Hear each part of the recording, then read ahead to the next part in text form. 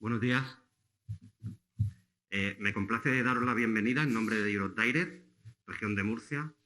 Para nosotros, pues es una gran satisfacción poder estar aquí informando sobre las oportunidades que en materia de empleo ofrecen las instituciones europeas. Antes de empezar, quiero dar las gracias a todos los ponentes que amablemente se han prestado a colaborar, así como a las instituciones que nos han ayudado a organizar estas jornadas, especialmente al COIE, que nos ha facilitado toda la logística, a la representación permanente de España ante la Unión Europea, la REPER, que nos ha facilitado el contacto con muchos de los ponentes, a la unidad de apoyo para la presencia de españoles en las instituciones de la Unión Europea, a la red de orientadores de la Oficina de Selección Europea, a Lucía Huertas, de la Oficina de la Región de Murcia en Bruselas, y al personal de la Dirección General de la Unión Europea de la Consejería de Empresa, Empleo, Universidades y Portavocía, que es la organización de acogida del Centro Europe Direct en Murcia. También, pues, dar la bienvenida a toda la gente que nos está siguiendo en streaming. En primer lugar, va a tomar la palabra don Adrián Citelli Ferrari, que es el director general de la Unión Europea. Muchas gracias, Agustín. Buenos días a todos. Buenos días, Alicia. Bienvenidos a esta jornada sobre oportunidades de empleo y formación en la Unión Europea. La Dirección General de la Unión Europea, a través del Centro de Información Europea Europe Direct, región de Murcia, junto con la Universidad de Murcia, a través del Centro de Información y Orientación para el Empleo, el COIE, organizan una vez más esta jornada sobre oportunidades de empleo y formación en la Unión Europea, con la finalidad de dar a conocer las oportunidades laborales y de prácticas en las instituciones europeas. Gracias a todos por uniros a nosotros en esta mañana, tanto a los que lo hacéis presencialmente aquí en la sala como los que nos seguís por streaming, en la que esperamos que sea una jornada fructífera, productiva y principalmente práctica, en la que consigamos acercaros a las posibilidades de empleo y de desarrollo de una carrera profesional que ofrece la Unión Europea en sus instituciones, organismos y agencias, a todos sus ciudadanos. En los últimos años, el número de jóvenes que se interesa por las oportunidades de empleo en las instituciones de la Unión Europea es cada vez mayor. Y es que las instituciones europeas, tanto el Parlamento Europeo, el Consejo de la Unión Europea, el Tribunal de Justicia y la Comisión Europea, ofrecen la oportunidad de trabajar en un entorno muy atractivo que se caracteriza por ser multicultural y multilingüe, donde el aprendizaje de idiomas tiene una especial relevancia para la evolución de la carrera profesional. En ella trabajan más de 60.000 personas, de las cuales más de 6.000 son españoles. Y desde esta Dirección General, desde la Dirección General de la Unión Europea, trabajamos para que cada día sean más los representantes murcianos que puedan estar trabajando en estas instituciones y aportando nuestro punto de vista a la toma de decisiones de la Unión Europea. Porque trabajar en y para las instituciones europeas significa participar activamente en la configuración de las políticas y la aplicación de la legislación europea en todos los ámbitos de aplicación de competencia de las instituciones y permite desarrollar las actitudes analíticas, organizativas y de comunicación en una diversidad de ámbitos de actualidad, tales como el cambio climático, migración, seguridad, seguridad y protección, comercio y principalmente en el contexto actual de crisis que estamos sufriendo en toda la Unión Europea. Cada día se trabaja en cientos de proyectos que de manera directa o indirecta mejoran la vida de muchos millones de personas. Y eso es algo que te llena, tanto a nivel profesional como personal. Existen distintos tipos de personal al servicio de la Unión Europea: funcionarios, agentes temporales, personal en prácticas, agentes contractuales, y todos los años se convocan procesos selectivos para seleccionar a cientos de empleados por medio de oposiciones generalistas para titulados universitarios de cualquier ámbito, o bien mediante oposiciones para especialistas, mediante las cuales se buscan perfiles más concretos. Se abren, por tanto, muchas posibilidades profesionales en función de la formación y la trayectoria profesional, en el ámbito de auditoría, comunicación, economía estadística, administración pública europea, relaciones exteriores, finanzas, tecnología, lenguas, tanto en traducción o interpretación, y derecho, entre otras. Aunque la mayor parte de las instituciones se encuentran localizadas en Bruselas o en Luxemburgo, se dispone además de la oportunidad de trabajar en alguna de las más de 40 agencias de la Unión Europea distribuidas por toda la Unión y en las delegaciones de la Unión Europea en todo el mundo. Creo que con estas breves pinceladas ya os habré generado una necesidad de conocer un poquito más sobre este tema. Estoy seguro de que el enfoque de la jornada os permitirá, por un lado, despejar las dudas o inquietudes que participar en un proceso selectivo como el de las instituciones europeas puede llegar a plantear, porque entendemos que es diferente al que prima en España por estar más basado en evaluar habilidades que conocimientos. Y por otro, os permitirá conocer de primera mano la experiencia de quienes ya han pasado por ello, como es el caso que tenemos aquí de María José y de Borja, que nos acompañará en un momento, y que desarrollan una exitosa actividad profesional en una institución de la Unión Europea. Espero que esta jornada os abra una ventana a toda una serie de oportunidades laborales, a veces desconocidas, y os animo a que participéis activamente en ella. Sin más, doy la palabra a la vicerrectora Alicia Rubio Bañón, de la vicerrectora de Estudiantes y Empleo. Muchas gracias. Hola, buenos días a todos. Bien, en primer lugar me gustaría saludar a nuestro director general de la Unión Europea, don Adrián Citelli, con el cual mantenemos una estrecha relación en la Universidad de Murcia. También a Agustín, técnico de la Dirección General de la Unión Europea. Y bueno, un saludo también a todos vosotros que os habéis interesado por esta jornada de oportunidades de empleo y formación en instituciones de la Unión Europea. Bueno, para nosotros es fundamental tener jornadas como estas en las que se van a explorar las posibilidades de desarrollo profesional de nuestros estudiantes en un ámbito súper atractivo.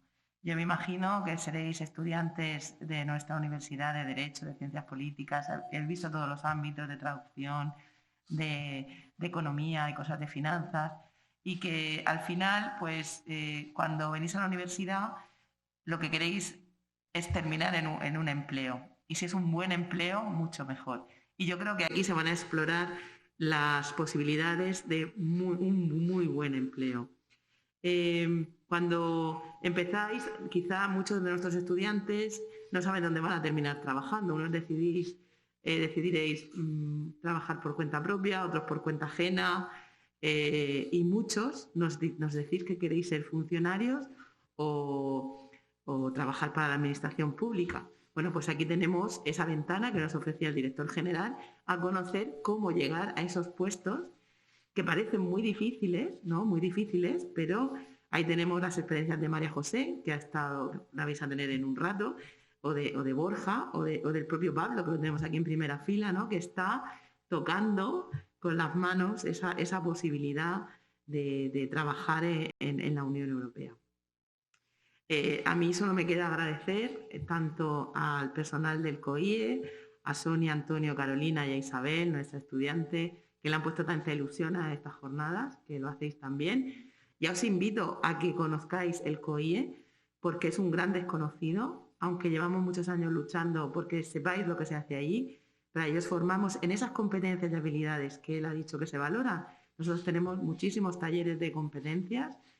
En las titulaciones no siempre podemos ofrecer contenidos como, o sea, aunque todas las competencias están de forma transversal en las asignaturas, en el COIE preparamos directamente para el desarrollo de estas competencias con nuestros talleres. También en Humo Emprende tenemos talleres que os pueden servir.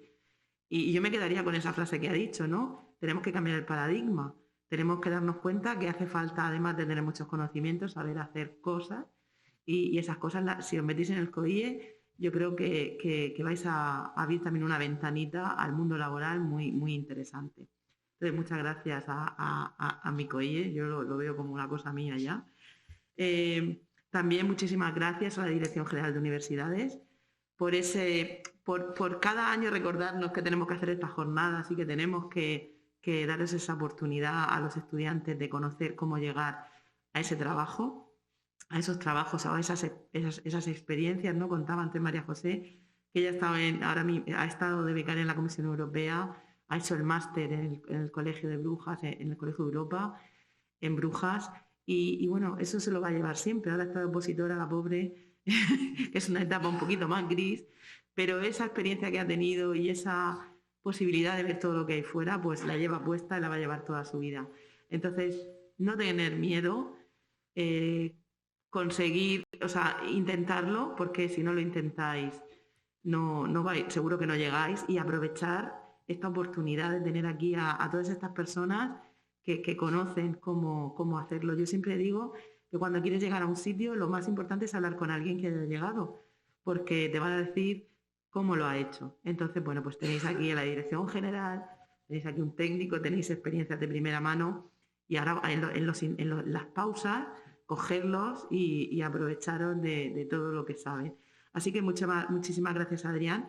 Transmítele el agradecimiento a la consejera de Empresa, Empleo, Universidades y Portavocía, que es una consejería muy cercana a la universidad. Tenemos cátedras, aparte una que vamos ya a empezar con la Dirección General de la Unión Europea. Tenemos cátedras de relaciones laborales, tenemos cátedras, yo qué sé, yo a Valle Miguel les digo, si es que es la persona que más cátedras tengo, porque tiene muy claro lo que es el vínculo universidad y consejería, yo creo que lo tiene muy claro y bueno, pues estamos llegando lejos y con ellos. Bueno, así que muchísimas gracias a todos y espero que la jornada sea muy fructífera y espero que el año que viene a lo mejor alguno de vosotros está aquí sentadito o de embajador como Pablo o como becaria o como, no sé, con cualquiera de vuestros sueños. Espero que se cumpla y os traigamos aquí a que contéis vuestras experiencias. Muchas gracias.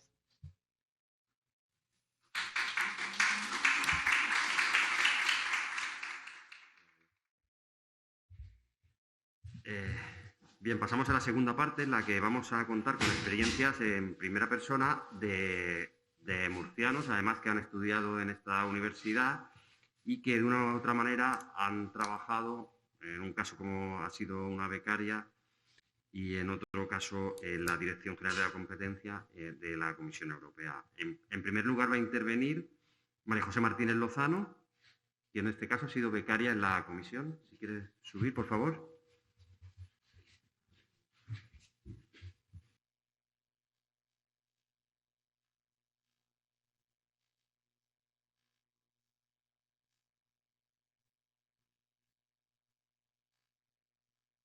Aquí, ¿verdad? Hola, buenos días a todos. Bueno, muchas gracias por la invitación a la ponencia. La verdad es que me sentí muy contenta de que se valorara mi estancia en prácticas. Bueno, yo hice 5 meses de prácticas en la Comisión Europea, como han dicho que son 5 meses. Estuve de octubre de 2019 a marzo de 2020 y os voy a contar un pequeño resumen de mi trayectoria académica. Desde el inicio de la universidad hasta comenzar las prácticas de la Comisión Europea, pues si puede servir de ayuda. Bueno, desde bien pequeña siempre estaba interesada en los idiomas y sabía que esta pasión por los idiomas no se podía quedar simplemente en un hobby y quería ponerlo en práctica en mi día a día. Y es por eso que opté a estudiar el grado de Administración y Dirección de Empresas en la Universidad de Murcia en bilingüe. Y esto me permitió estudiar los conceptos económicos, que era una materia que siempre me había interesado también, tanto en inglés como en castellano.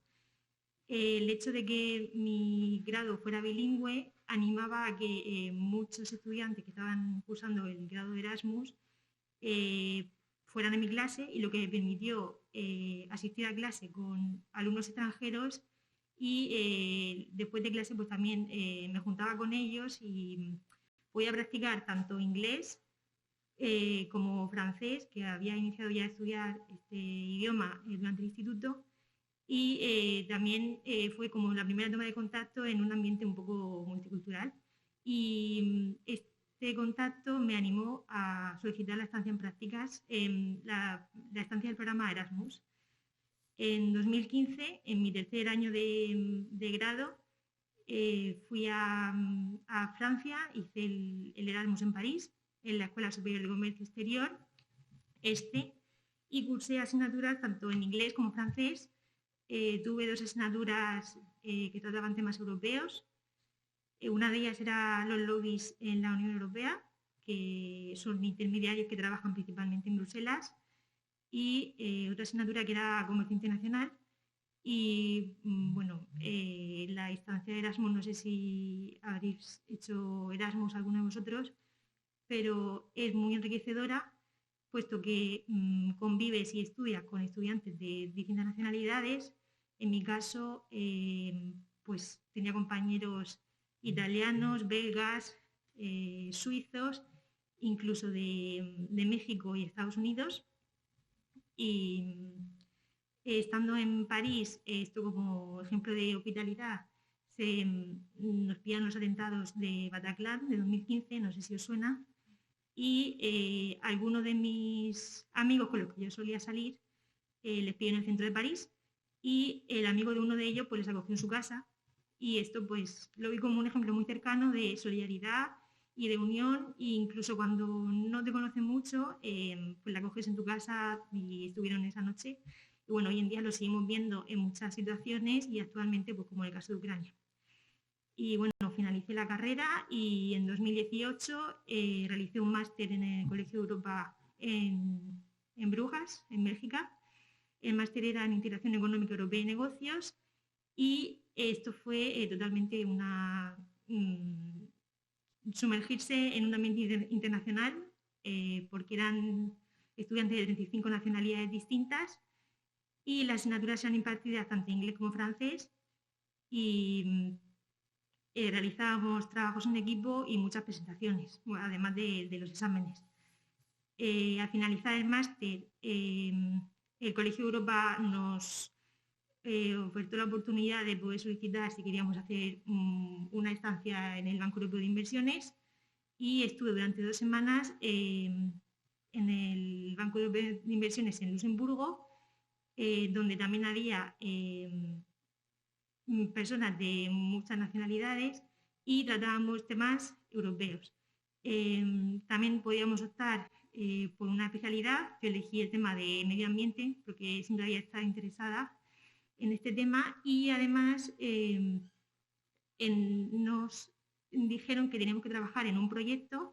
Entonces en total éramos alrededor de 40 alumnos, pues nos dividieron en 2 y teníamos que plantear el caso de la construcción de un tren de alta velocidad que estaba propulsada con energía renovable, bajo una situación de Brexit y no Brexit. Y el proyecto este lo presentamos al final de la estancia a un jurado que estaba compuesto por empleados que trabajan en el Banco Europeo de Inversiones, los cuales tienen que estudiar la financiación y la inversión sobre proyectos que se centran principalmente en las energías verdes. Bueno, pues esto es la trayectoria antecedente a mi estancia en la Comisión Europea, que fue, como he mencionado, de octubre de 2019 a marzo de 2020. Estuve en la Dirección General de Mercado Interior y Industria y Emprendimiento, la conocida DigiGrow, en la unidad de Innovation y Public Procurement.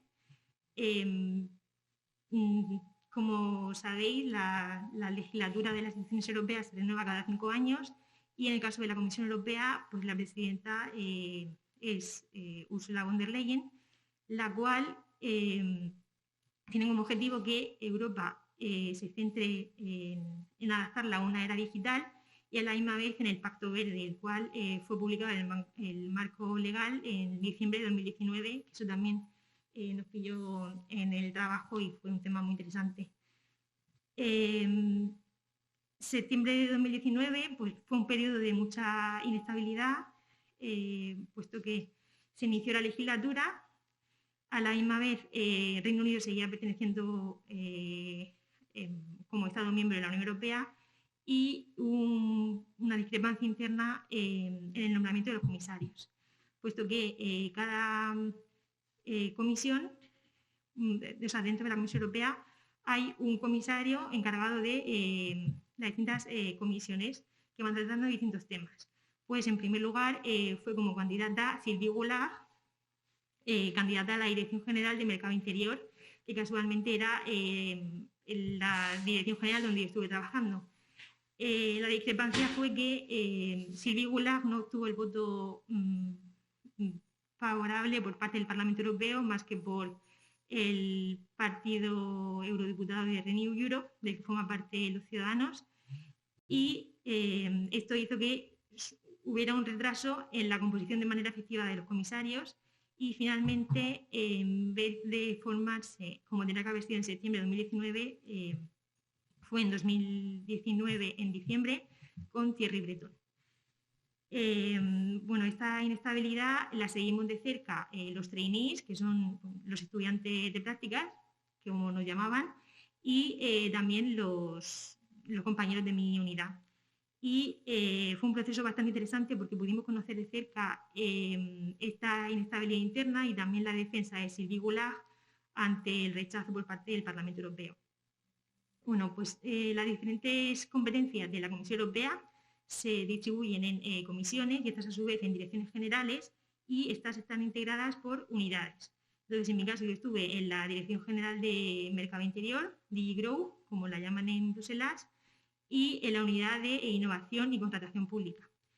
No sé si estáis estudiando el grado de Derecho o estáis familiarizados en la Ley de Contratos del Sector Público.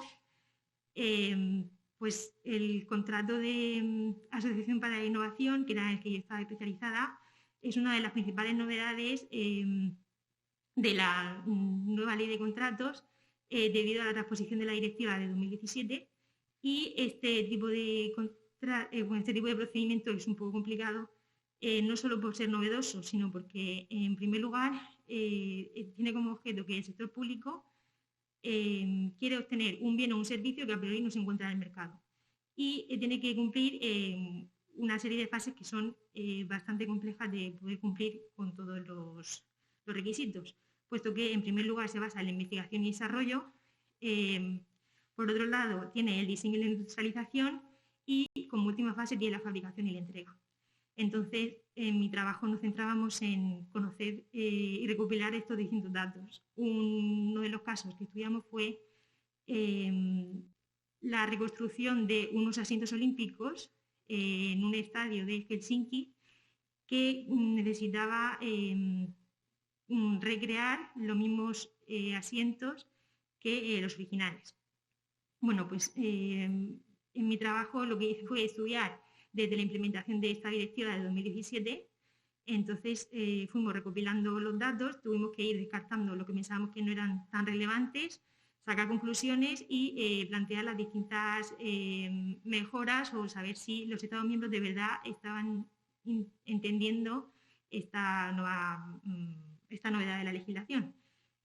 Para ello, mi compañero de unidad me mostraron los distintos procedimientos que se habían llevado a cabo durante años anteriores y entonces seguimos el mismo patrón.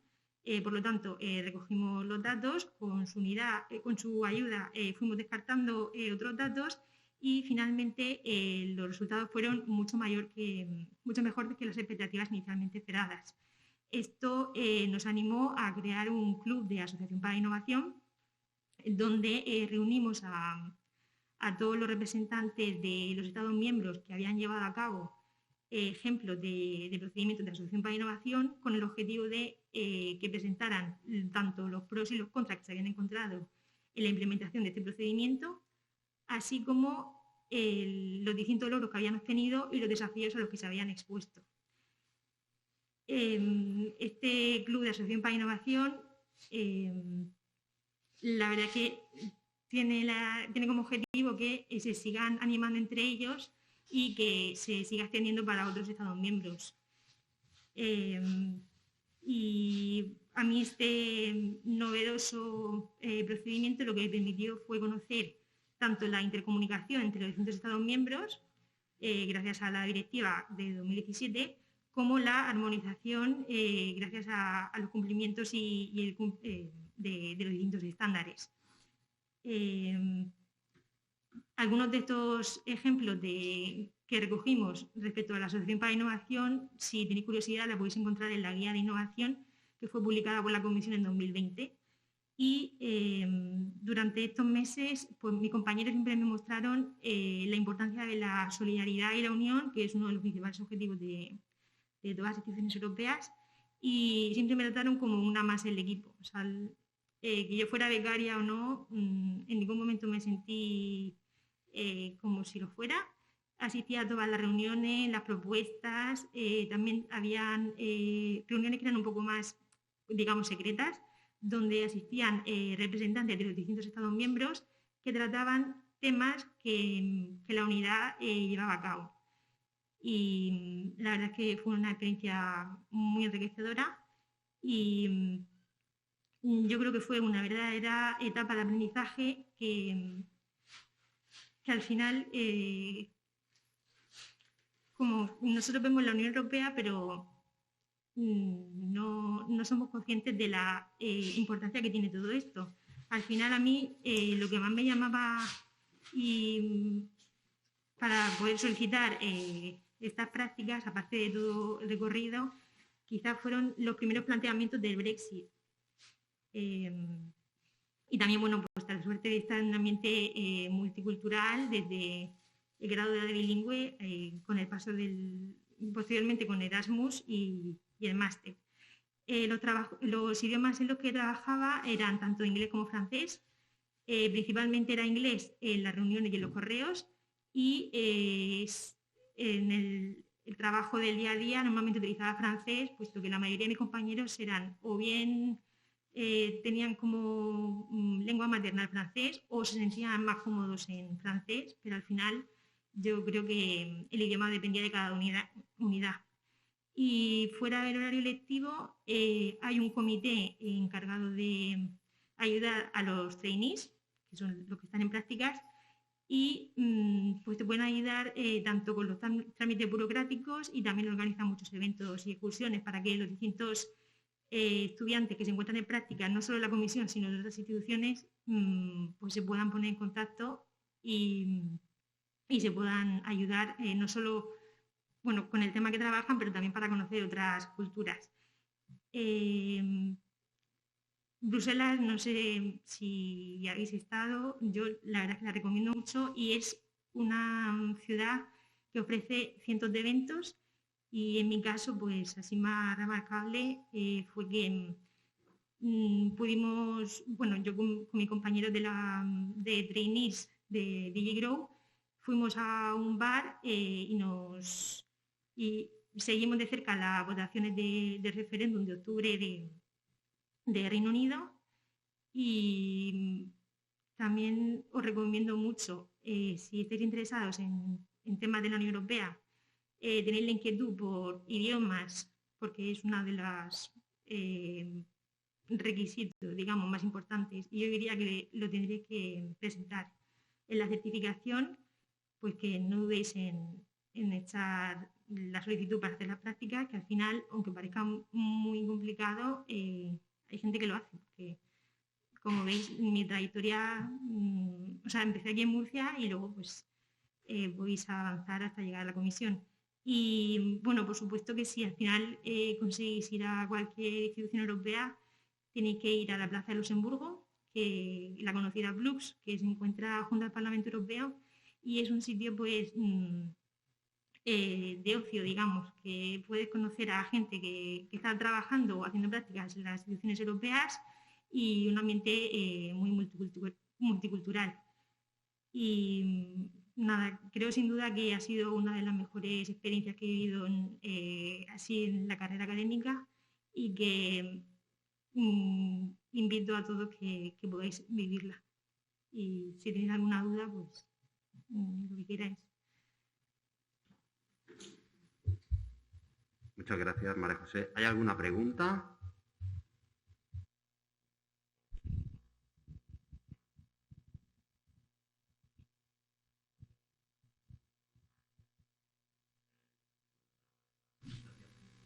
Bueno, primero, gracias, María José. Y quería saber si tú consideras que en general, entre tus compañeros o tú has visto que la gente que trabaja en instituciones o en la comisión necesitan de un máster para llegar hasta allí, o si consideras que no es realmente relevante.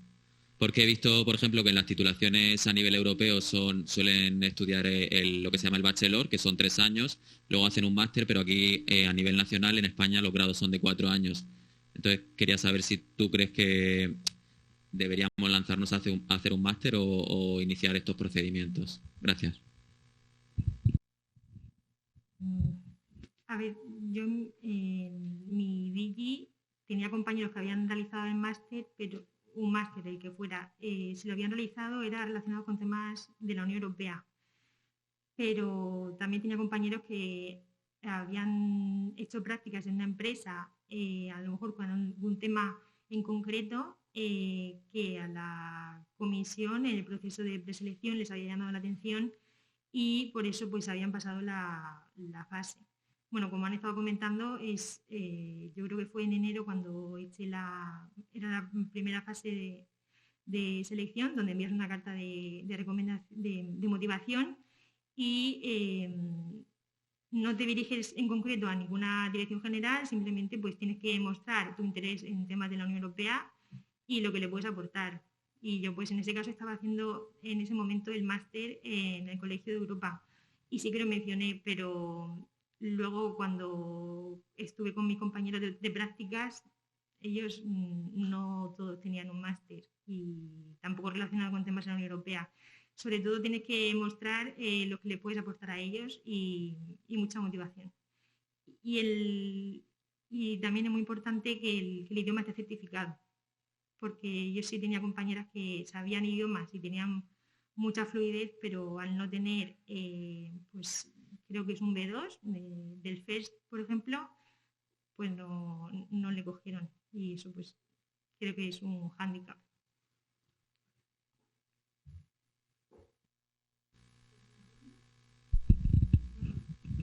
Hay una pregunta en el chat que dice, los idiomas normalmente has visto, bueno, has sido inglés y francés, ¿correcto? ¿Hubo algún otro? Se refiere a los idiomas que os piden, entiendo, para las prácticas. Es que lo pone así en el chat. Te he leído literal.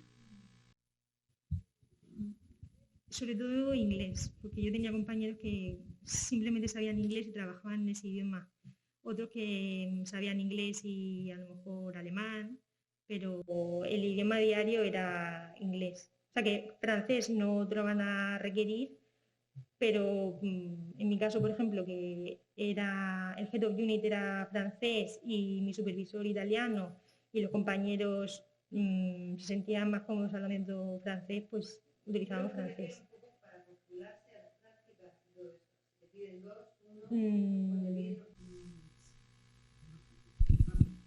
Yo que tengo que saberlo. No, Supongo que se refiere a cuando tú tienes que postularte a la hora de echar tu solicitud, si te piden 1 o 2 niveles de idiomas y cuáles son esos niveles a la hora de y qué tipo o sea, si hay, por ejemplo, inglés, francés, italiano o hay, estamos mirando nosotros ahora la web, ¿cuál era el número? De acuerdo. Lo tomo y ¿se escucha bien? Lo retomo por donde lo ha dejado María José. Es cierto que se valoran todos los idiomas. Las lenguas de trabajo de la comisión son en realidad 3, inglés, francés y alemán, pero es verdad que de manera casi predominante es el inglés el que se utiliza.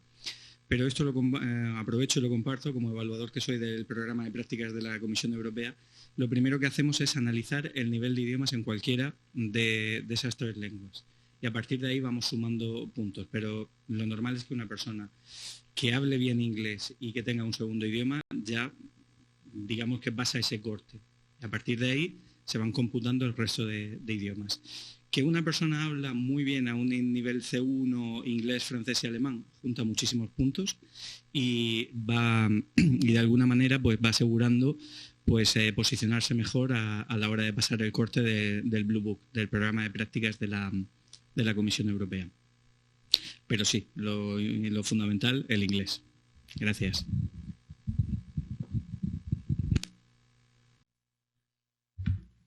Bueno, pues si no hay más preguntas, pasamos con el siguiente ponente, que ya ha empezado, que es Borja Alcaraz, que trabaja como Case Handling Officer en la Dirección General de la Competencia de la Comisión Europea, a quien le agradezco además que esté aquí, que ha venido ex profeso desde Bruselas para esta jornada. Muchas gracias. Buenos días. He traído una presentación, creo que te la he mandado por correo electrónico.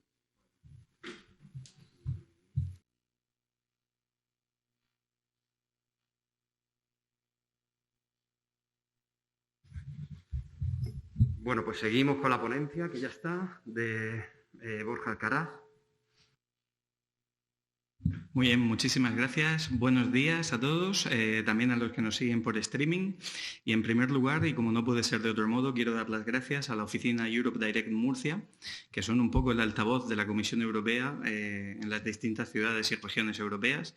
Y quisiera personalizar en Agustín Roca. Muchas gracias por la invitación, por la paciencia a la hora de hacerse cargo, digamos, de los aspectos de mi participación hoy aquí, y también por el diseño del programa. Me parece muy interesante y no habiéndolo, digamos, acordado, me viene muy bien retomarlo donde lo han dejado tanto Lucía Bernal como María José Martínez Lozano, a la que saludo. Me hace mucha ilusión verla aquí después del programa de prácticas. Pudimos coincidir poco por aquello del coronavirus, que creo que fueron los primeros compases de la pandemia.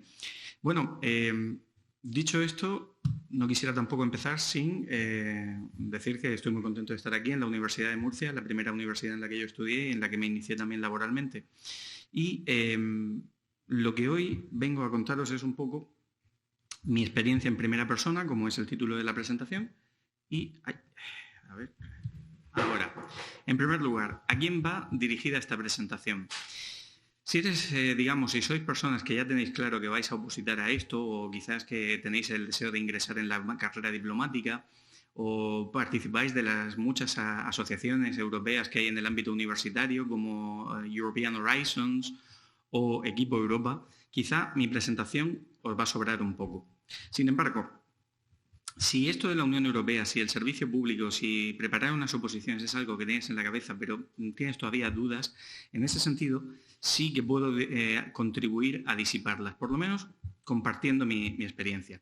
Y al respecto, no vengo, ni a predicar, ni en plan estrella, ni nada por el estilo, ni tampoco deseo un auditorio que esté pasivo. Es decir, en cualquier momento no hay que esperar al turno de preguntas, podemos interrumpir, yo paro y contesto la pregunta que tengáis. En ese sentido, ya digo, ni esto, sino más bien esto. Vengo a compartir con vosotros un poco mi experiencia, a que haya un intercambio de ideas. Dicho lo cual, siempre me gusta empezar las presentaciones con algún tipo de noticia. Esta en concreto la extraje en 2018 y la utilizo bastante en todo tipo de presentaciones sobre carreras europeas. Aquí lo que se dice es que Bruselas intenta frenar el aluvión de españoles que aspiran a eurofuncionarios y de alguna manera la noticia pues te dice que están muy preocupados porque demasiados griegos, españoles, italianos y portugueses desean hacerse funcionarios europeos. Y yo creo, con todo el respeto al autor, Bernardo de Miguel, que hace una representación deficiente de la realidad. Hay que tener muchas cosas en cuenta. Hay no solamente la cohesión social de los distintos Estados miembros de la Unión Europea, sino también que, por ejemplo, voy a compartir un dato. En Bruselas tenemos, registrados, que se sepa, 800 daneses, mientras que españoles, no solamente en las instituciones europeas, sino también en la OTAN, trabajando como abogados, en empresas, familiares, incluso emprendedores, hay unos 20.000. Hay que entender también que las condiciones de trabajo de Bruselas muchas veces son más interesantes, más atractivas para una persona que viene de Portugal, de Grecia o de España, que para un danés. Estas personas, por ejemplo, daneses, suecos, finlandeses, si quieren tener una experiencia europea, suelen hacerlo como expertos nacionales destacados, es decir, como un funcionario de las administraciones nacionales que se desplaza temporalmente para tener un intercambio en las instituciones europeas. Y en ese sentido, pues también es conveniente que haya actividades como la que ha organizado aquí hoy Europe Direct. Como mejor se explica en la Unión Europea, siempre es a nivel local, no a través de la página internacional de un periódico. Así que vamos al lío, de alguna manera. Trabajar en las instituciones europeas. En primer lugar, tres palabras. ¿Es para mí? Bien. Pues esto es un poco la pregunta que tenéis que haceros. Y creo que es conveniente pues, disipar varios mitos. Voy a tratar de pasar.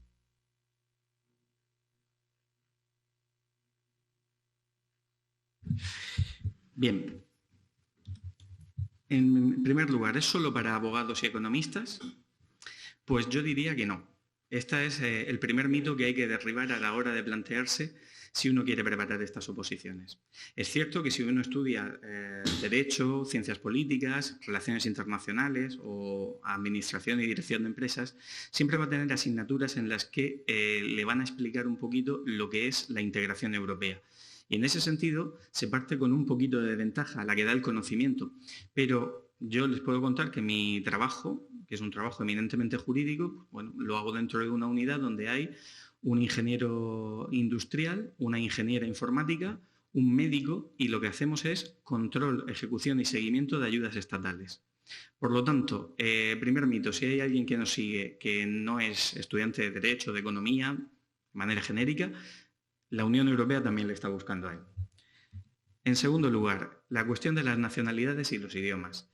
Ya hemos dicho que no hay una nacionalidad que esté, digamos, de alguna manera incentivada, tampoco desincentivada.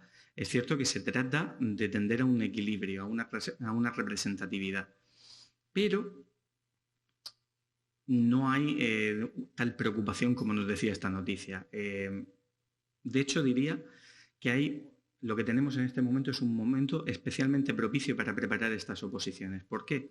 Porque en el periodo, y esto lo dijo la Oficina Europea de Selección de Personal allá por 2014, entre 2015 y 2023, 2/3 del personal funcionario de las instituciones se va a retirar.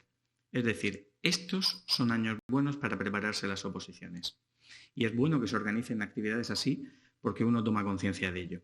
En cuanto a los idiomas, al menos 2. La lengua materna, digamos por ejemplo el castellano, y un inglés AC1 ya te va, digamos, preparando para poder prepararte para estas oposiciones.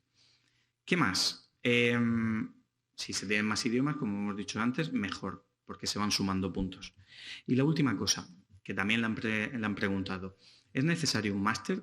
No es estrictamente necesario, pero es cierto que si es el máster adecuado, ayuda bastante. No porque sume puntos, es decir, por ejemplo, María José Martínez Lozano, que nos ha hablado antes, y yo mismo venimos del Colegio de Europa. Hemos hecho un máster muy especializado, el decano de todos los másters de Derecho Europeo es el Colegio de Europa más antiguo que el Consejo de Europa, sin ir más lejos, y te prepara muy bien por la calidad de las enseñanzas, porque te están dando también lo que llaman en Bruselas los insights, el conocimiento interno. Oye, por aquí van a ir sucediendo las cosas en los próximos años. No te están hablando del pasado solamente, sino de por dónde creen que va a ir el futuro. Y también porque muchos de los profesores son funcionarios europeos y te dicen, esta es la manera de abordar un proceso selectivo. Entonces, ¿qué nos va a preguntar la Oficina Europea de Selección de Personal? Yo no voy a entrar, por ejemplo, ya ha explicado muy bien Lucía Bernal en qué consisten las oposiciones. Pero si uno se lee la convocatoria, te dicen, bueno, como administrador usted tendrá que proponer políticas públicas, llevar la gestión operativa de su unidad y también gestionar un presupuesto. Desde luego, poco atrayente para lo que luego es la realidad. O, por ejemplo, si a mí me hubieran dicho cuando tenía 22 años, tú vas a ser inspector en control, seguimiento y gestión de ayudas estatales, yo probablemente hoy no estaría aquí. Es decir, que realmente el nombre, el envoltorio no siempre es atractivo. Pero una vez explicadas las distintas pruebas por Lucía Bernal, sí que quiero recordar cuáles son las competencias que se están pidiendo. Cuando ustedes las oigan, se van a poder ver reflejados en ellas y van a poder animarse también a preparar estas oposiciones. Por ejemplo, análisis y resolución de problemas, comunicación, calidad y resultados, aprendizaje y desarrollo. Esto es muy importante para la Unión Europea. Es vital que todos y cada uno de los empleados que tiene sigan formándose de cara al futuro. A mí, por ejemplo, este año me han dicho, oye, ¿quieres seguir un curso de idiomas? Venga, vamos a ello. Y esto contribuye al crecimiento profesional y también al crecimiento humano, muy importante. También determinación de prioridades y organización, resiliencia, que es una palabra que se nos ha empadronado de un tiempo a esta parte de nuestra vida, pero ¿qué significa? Significa que nosotros estamos sometidos, todos, en los distintos trabajos, a un montón de presión, pero no es tan importante la presión, sino lo que hacemos ante ella.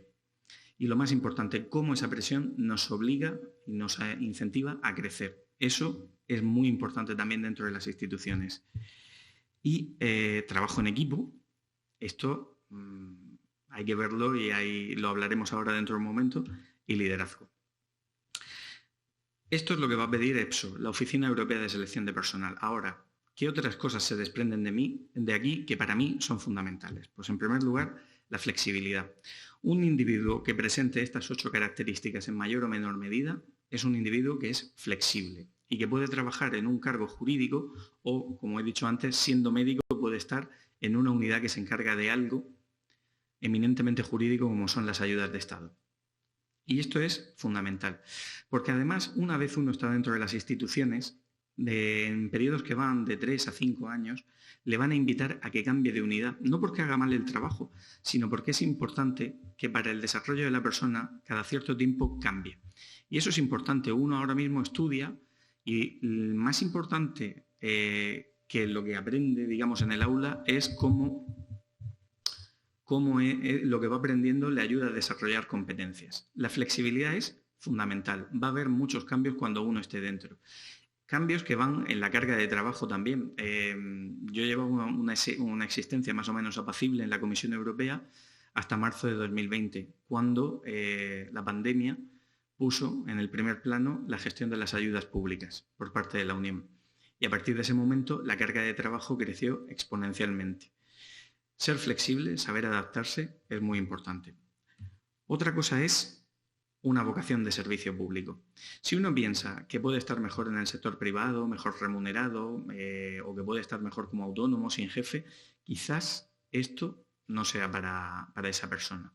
Pero si lo que uno tiene es un deseo de tener un impacto en la sociedad y de servir a la ciudadanía, le invito a que por favor prepare estas oposiciones. Y por último, una característica que es el europeísmo. Es decir, hay que ser una persona creyente, por así decirlo, en el proyecto europeo. Si una persona no cree en las instituciones europeas, en su misión, en los valores que hay en el artículo 2 del Tratado de la Unión Europea, mejor que no lo intente. Pero es que este europeísmo es quizás una cosa más compleja. También estamos hablando de un deseo de hacer una carrera profesional en un entorno internacional, en el extranjero. Se puede ser europeísta y querer vivir y trabajar en Murcia. No hay no es en absoluto incompatible. Pero aquí estamos hablando de ser adepto al proyecto europeo, de querer realizar una carrera profesional en el extranjero y, por último, de tener una capacidad de trabajar en un entorno multicultural. Y esto me lleva de vuelta a lo que decíamos antes del trabajo en equipo. Tratar de ponerse de acuerdo en un texto de 20 páginas con una compañera que es sueca, otro que es alemán, otra que es letona, uno portugués y un italiano, pues sí, es muy enriquecedor, pero también es todo un desafío.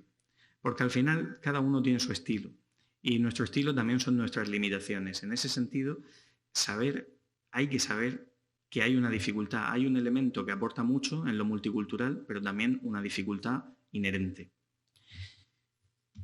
Y como ha dicho antes, o como han visto ustedes en la presentación de antes con Lucía Bernal Saukonen, estas no son unas oposiciones al uso, no son con un programa y contra un programa. No hay que cantar 4 temas en 15 minutos. Aquí estamos hablando de un proceso selectivo que es muy distinto, que sale totalmente por completo de lo que nosotros hemos conocido en España, en unas oposiciones a judicatura, pero al que se puede incorporar uno en cualquier momento y que dura un plazo razonable de 1 año. Yo estoy tomando parte en un proceso selectivo ahora mismo que dura ya casi 2 años. Evidentemente se ha visto afectado por la pandemia, pero lo normal es 1 año y es distinto. O sea, por ejemplo, si a usted le dijeran yo quiero preparar judicatura y uno se entera que al menos son necesarios 3 años, 2 o 3 años de estudiar muy duro y que el año que viene solo van a salir 10 plazas, pues a lo mejor uno dice, pues esta no es para mí. Aquí estamos hablando de poder incorporarnos todos los años y hay un perfil generalista que así lo permite. Y por último, me gustaría darles un pequeño disclaimer. ¿Tiene algún inconveniente trabajar para una institución de la Unión Europea? Yo no lo percibo como un inconveniente, pero frecuentemente cuando vengo a dar estas charlas siempre hay algún estudiante que me dice, oye, quizás porque entiende erróneamente que la Administración Pública Europea es como una capa más de las administraciones de los Estados miembros, y no. La Unión Europea es una organización internacional de ámbito regional y de fines específicos, que tiene un grupo de funcionarios. Pero siempre te dicen, oye, ¿y si me saco las oposiciones, en qué tiempo puedo tardar en volverme a Murcia, en pedir destino en Murcia? Yo digo, bueno, creo que aquí hay un error de base y aquí hay que aclararlo. Estas oposiciones con seguridad van a dar con el aspirante que las apruebe en Bruselas o en Luxemburgo durante un periodo significativo de su vida. Y eso es una expatriación, que es una experiencia muy bonita, pero que en determinados momentos es también muy dura. He vivido en Bélgica en 5 periodos distintos de mi vida. Y este último es en el que profesionalmente me encuentro más contento, pero en lo personal, en lo familiar, se me hace muy duro. Y es que uno va viendo también eso, que cómo van cambiando las circunstancias, los amigos, la familia, y eso está ahí. Y eso hay que saberlo desde el principio. Por suerte ustedes, la inmensa mayoría del auditorio tiene 20 y pocos y no tienen que sufrirlo de primeras, pero eso va a estar ahí. Pero lo comento simplemente para ser sincero. Ahora, mi experiencia en primera persona, mis experiencias, pues son relevantes. Eso lo voy a dejar para que lo juzguen ustedes. Pero yo sí entiendo que son variadas y aportan una serie de escenarios, porque no todo es sacarse la oposición de primeras o ser becario. Ser becario de la Comisión Europea es una experiencia estupenda que te puede dar la posibilidad de saborear lo que es el trabajo en las instituciones. Si no te ha gustado ser becario del Blue Book, es mejor que ni lo intentes.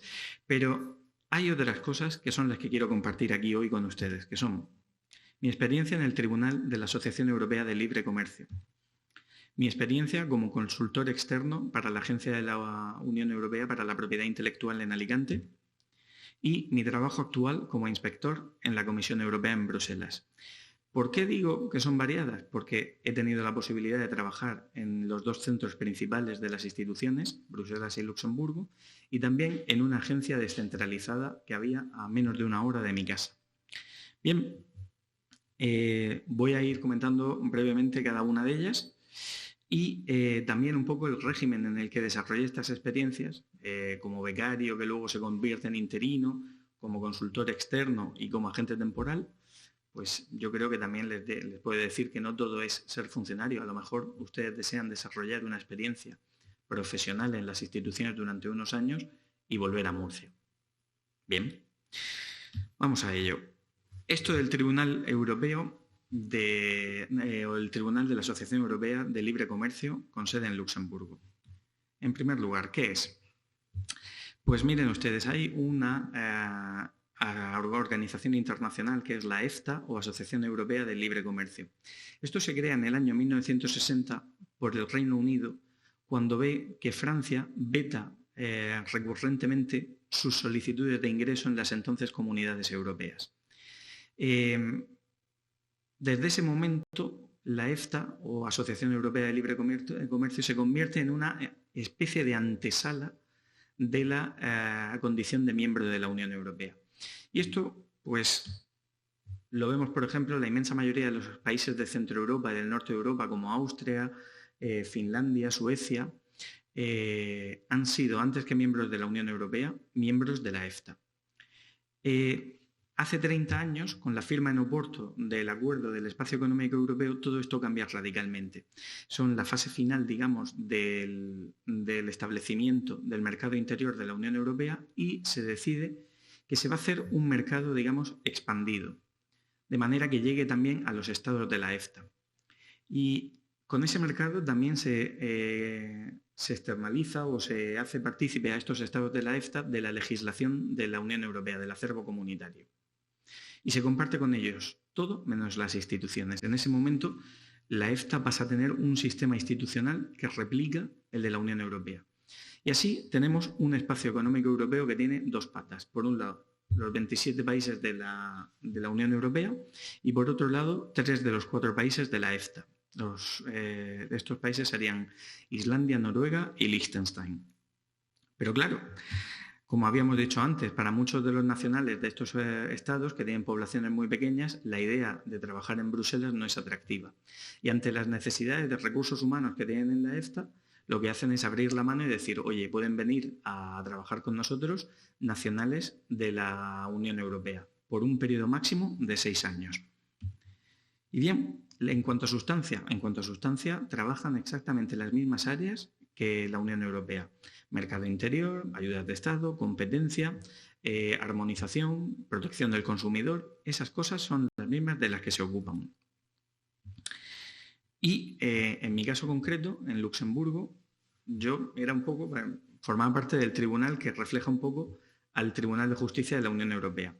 En ese sentido, yo recuerdo que mi jefe, que era un profesor suizo llamado Karl Baudenbacher, lo llamaba la prensa noruega el rey Karl del espacio económico europeo. Era una persona, y así lo decía la prensa noruega, más papista que el Papa. Era mucho más estricto en la aplicación del acervo comunitario que el propio Tribunal de Justicia de la Unión Europea. Total, ¿qué puede hacer uno como letrado de un tribunal? Pues de todo, búsquedas de jurisprudencia, dar impulso procesal a los asuntos, redactar documentos. Fue una experiencia muy, muy bonita que recomiendo y que me ha servido mucho. Y por último, con respecto a esta experiencia, tuvo lugar en Luxemburgo, que es la ciudad hoy por hoy de los tribunales internacionales junto a La Haya. Luxemburgo, ¿paraíso o infierno? Pues yo creo que es un sitio que es muy interesante para desarrollar una carrera profesional. Y se va animando y hay cada vez más gente joven, se han establecido muchos bancos de inversiones por ahí, el personal tiene menos de 35 años, pero también lo que yo encontraba difícil de estar ahí era el hecho de que prácticamente en Bruselas, si necesito venir a Murcia, en 3 horas y media puedo estar aquí, si hago falta para cualquier cosa. Luxemburgo no tiene esas buenas comunicaciones. Estamos hablando de un país muy pequeñito, con muy buen nivel, con mucha calidad de vida, 450.000 personas, de las que 55.000 son portugueses, pero que salir de allí y entrar no es tan sencillo. Para que yo viniera a Murcia, en aquel momento tenía que desplazarme a Düsseldorf, a Lieja o a Bruselas. Y en ese sentido uno vive un poquito más aislado. Es una burbuja de la Unión Europea, de la integración europea, pero una experiencia muy positiva, especialmente para juristas.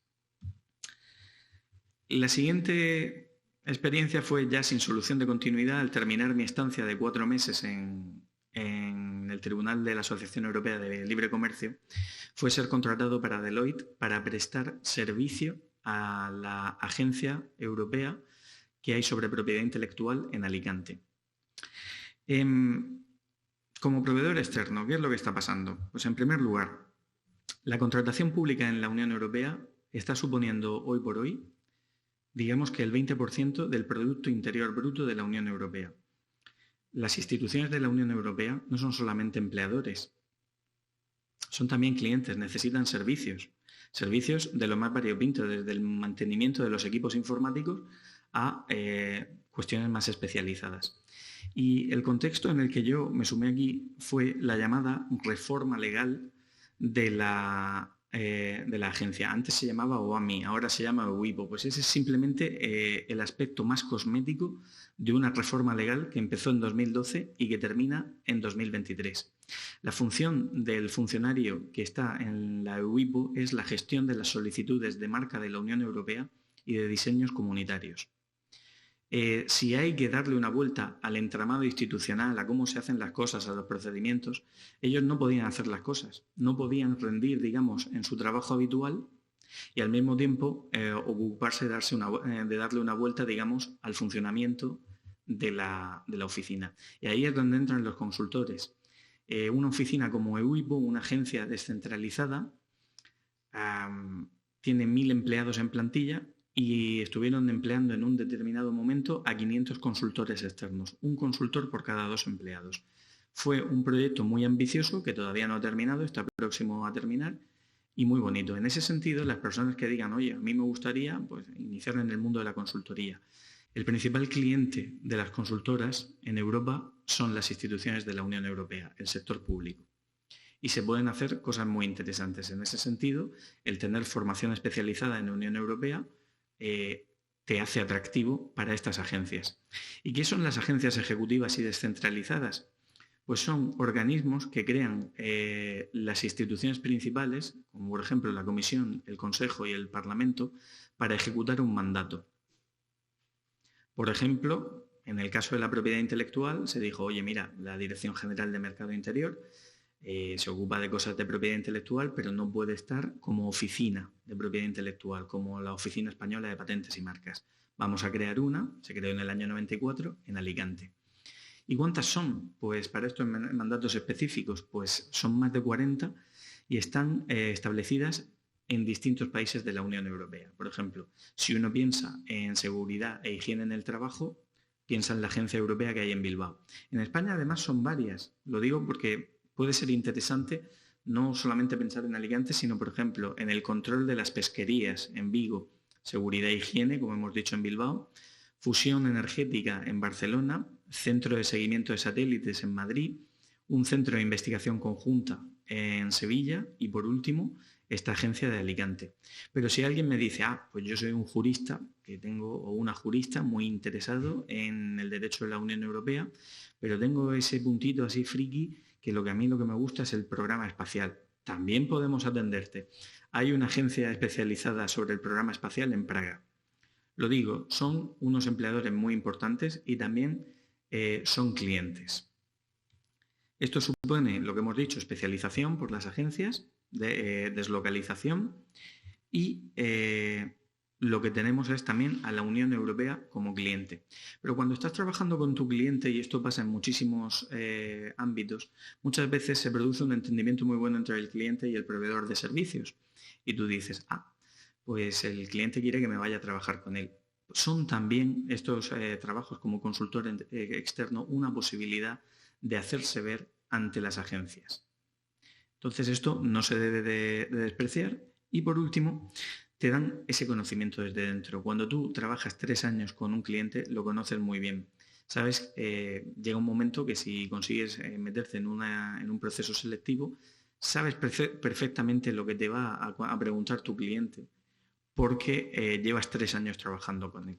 Entonces, esta experiencia, ya os digo, la interinidad, las becas o el ser proveedor externo, también les va a ayudar a saber si trabajar en las instituciones europeas es para ustedes.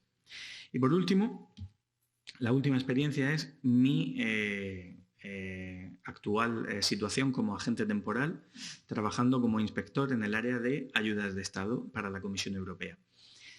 Esto, digamos que cuando yo llevaba 1 año y pico trabajando en Deloitte, yo sabía que quería volver a Bruselas.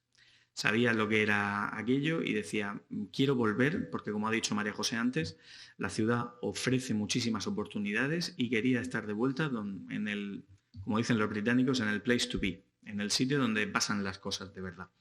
Y si uno quiere trabajar a lo grande en el proyecto europeo, tiene que estar en Bruselas. En ese sentido, bueno, lo que me ofrecieron fue un proceso un tanto sui generis. Es cierto que hay oposiciones, como les he dicho antes, estoy ahora mismo finalizando una, pero buscaban a una persona muy, muy concreta. En esta unidad donde yo estoy, buscaban a una persona de nacionalidad española que hablara bien inglés y francés y que tuviera experiencia demostrable en el ámbito de la defensa de la competencia y de las ayudas de Estado. Yo había sido abogado en esas áreas y presenté mi solicitud. Tuve una entrevista, creo que fue, lo recuerdo perfectamente, un 4 de octubre. Me hicieron la entrevista, habiendo presentado la solicitud el 1 de octubre, y el día 10 me dijeron, oye, mira, muy bien, puedes desplazarte a Bruselas que te hagamos otra entrevista. ¿Has aprobado los exámenes CAST? Sí, lo tengo. Aquí tiene usted mi número de CAST. El día 10 me hicieron una entrevista y volviéndome al aeropuerto me dijeron, pues sí, nos interesan mucho, estás contratado. Y yo dije, pues qué bien, qué alegría más grande. Pues no, ahora empieza el procedimiento de reclutamiento de verdad. Y tienes que hacer, pues eso, remitir toda tu documentación para que sea verificada por recursos humanos, eso lleva un tiempo. Tienes que hacer unos exámenes médicos. Me hicieron hasta 3 veces el análisis de sangre. Yo no sé a día de hoy lo que vieron, pero tuve que mandar 3 veces el análisis de sangre. Tampoco me lo comentaron, así que no sería nada grave. Y bueno, esa fue la primera experiencia. Como digo, era Bruselas, yo ya había estado ahí como abogado en 2 ocasiones, había estudiado mi máster en Brujas, había sido Erasmus en Lieja y mi transición fue muy sencilla. Aunque no hubiese tenido esas experiencias, mi transición a Bruselas habría seguido siendo muy sencilla. Bruselas es acogedora, no solo para un español por la comunidad que he dicho de 20.000 personas, sino también por el hecho de que a nadie le preguntan de quién eres ni qué has estudiado. Hay ciudades de un marcado carácter internacional que son bastante más ásperas en ese sentido. Por ejemplo, Londres. Son macrociudades donde tienes que competir no solamente con la gente de la Unión Europea, sino con los de la India, los de ciertos países asiáticos, los de Estados Unidos, los de la EFTA también, y además que tiene un coste mucho más difícil de asumir. Bueno, eso por un lado. A mí una de las cosas que me gusta es la interacción que tengo con múltiples actores. Por ejemplo, recibo preguntas del Parlamento Europeo. Un europarlamentario te dice, oye, ¿cómo está este tema? Y tienes que contestar en nombre de la institución. Gestionas estos procedimientos de recuperación de ayudas de Estado con las embajadas o representaciones permanentes de los distintos Estados miembros. El Consejo te pregunta sobre una iniciativa legislativa. Los abogados de tal empresa que te llaman. Un particular que pide acceso a documentos. Eso te da la vida. Es cierto que ajustarte a todos los procedimientos que hay es muy complicado y hay situaciones en las que te sientes muy perdido, pero va bastante bien. Luego, es un trabajo variado. Sí, yo recupero ayuda de Estado, yo reviso determinados esquemas, pero también, por ejemplo, como he dicho antes, estoy evaluador en el programa del Blue Book, es decir, de las becas de las prácticas de la Comisión Europea. O también estoy en un panel de selección para una licitación. Me encuentro con muchas cosas que me obligan a ponerme distintos sombreros al cabo del día. No es un trabajo repetitivo ni monótono. Luego, la movilidad interna. Hace poco me dijeron, oye, ¿quieres tomar parte en una inspección sorpresa para temas de competencia? Te tendrías que ir 2 semanas a esta otra unidad. Bueno, por las cargas de trabajo no lo pude aceptar, pero lo normal es que si tengo la suerte de aprobar estas oposiciones en las que estoy, pues me digan, oye, cámbiate de unidad. Es decir, y en cada unidad los objetivos son distintos, las herramientas de trabajo son las mismas, los tratados, la legislación, pero me van a pedir cosas distintas. Y eso es interesante también. Luego, lo que hablábamos antes, la multiculturalidad. Y por último, la vida del expatriado. Es cierto, como he dicho, que tiene un aspecto muy difícil. Es decir, estar lejos de tus amistades, estar lejos de las personas a las que quieres, pero esas personas, esas amistades también han elegido lo que querían en la vida. Y lo único, el mensaje que te pasan es, sigue haciendo tu proyecto, que nosotros no dejamos de quererte, vete donde te tengas que ir y encuéntrate bien. Y por último, el futuro.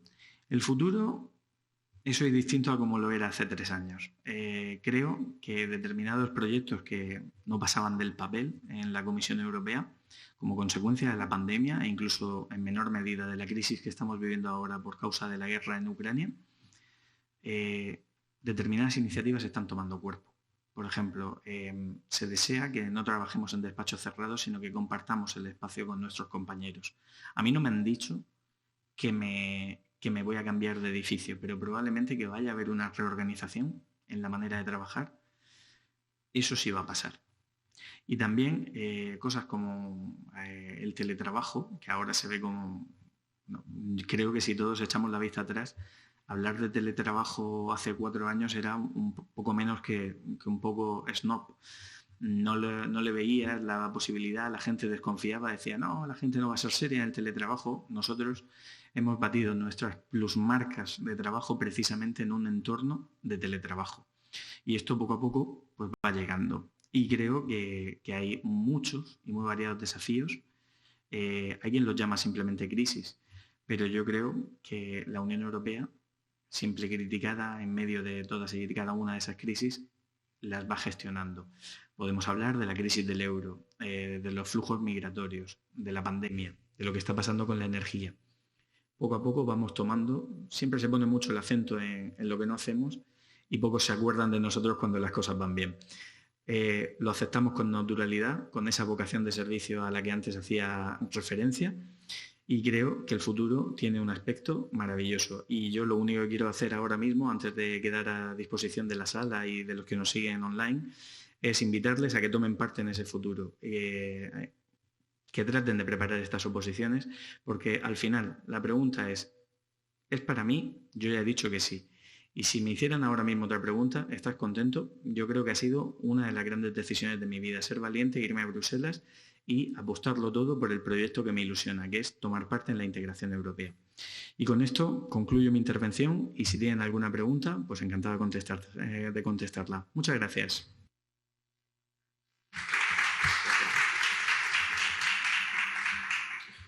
¿Hay alguna pregunta?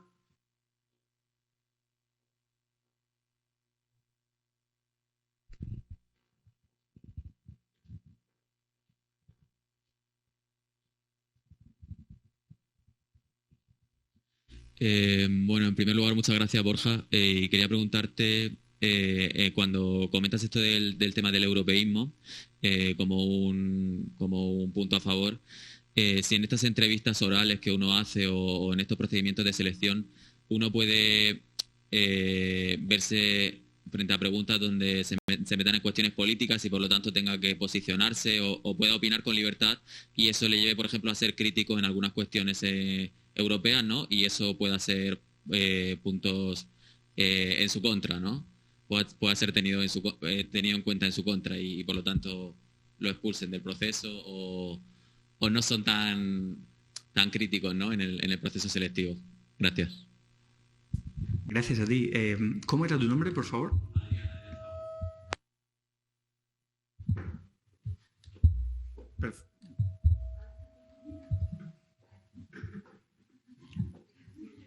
Bien. Adrián, muchas gracias por la pregunta. Celebro también, he observado que durante toda la mañana has intervenido varias veces y creo que te lo estás planteando muy seriamente. Adelante.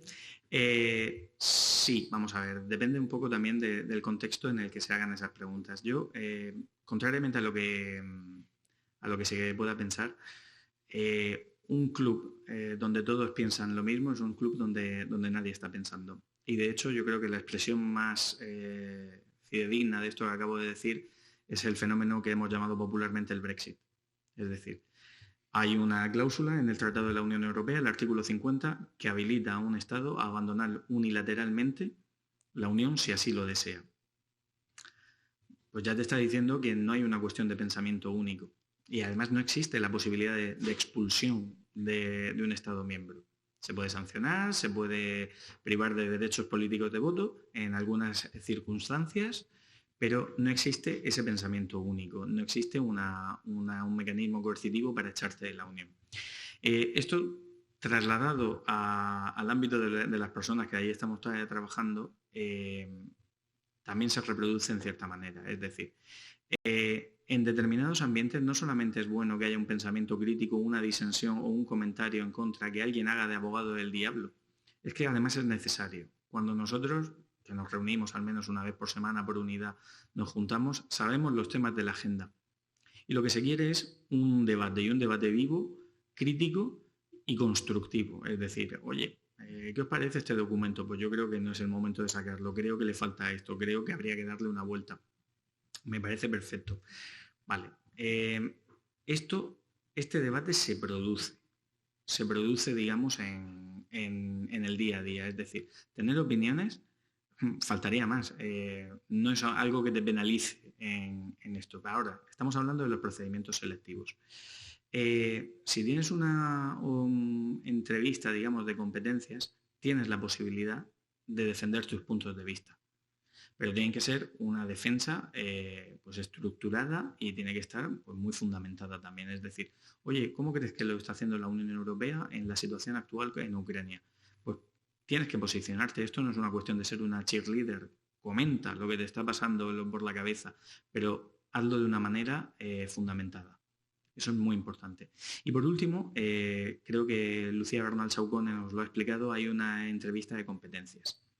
En esas entrevistas de competencias normalmente se miden al menos 3 de las 8 competencias. Sería trabajar con otros, liderazgo y aprendizaje.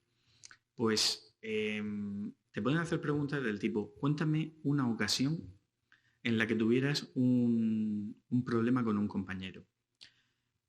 Hay maneras de preparar estas respuestas, pero no es tan importante al final que tú me digas que tuviste un problema con el compañero. Lo importante es describir el problema, cómo lo analizaste y sobre todo, cómo lo solventaste. Es decir, tener una manera de pensar distinta, original, no te penaliza, antes al contrario. Pero ya te digo, si te dijera, oye, cuéntame una ocasión en la que fracasaras. Esa es una pregunta que te pueden hacer en una entrevista, en un proceso selectivo. Recuérdalo siempre. Sé sincero, cuenta la verdad. Igual no cuentes toda la verdad, pero cuenta la verdad. Y sobre todo, Cuéntame tu fracaso y también cómo has incorporado ese fracaso a tu día a día para que ese fracaso se acabe convirtiendo en una victoria, en un añadido, en valor añadido. No sé si he contestado a tu pregunta. Muy bien, gracias a ti.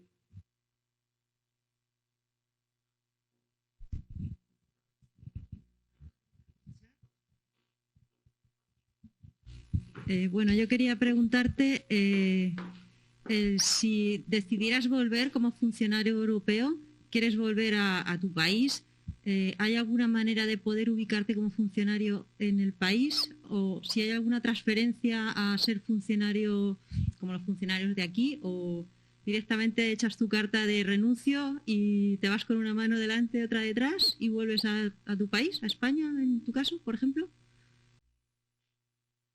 Muchas gracias. Pues bueno, en este momento es algo que es un horizonte teórico que veo muy lejano, el que yo firme la renuncia, y espero durar unos años todavía en Bruselas.